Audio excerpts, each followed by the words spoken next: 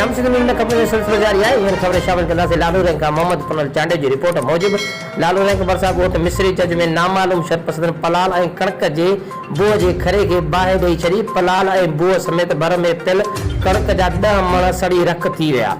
पोइ त पुनल जज ऐं असगर जज मीडिया अॻियां दाईंदे चयो त साल जो चौपाई माल जो चारो ऐं कणक जो अन्न नामालूम शरपसंद साड़े ज़ुल्म कयो आहे। अहिड़े वाक़े जो वारा थाणे ते NC दाख़िल कराई आहे। हुननि SSP कंबर शदाब कोर्ट खां इंसाफ़ जो मुतालबो कयो आहे।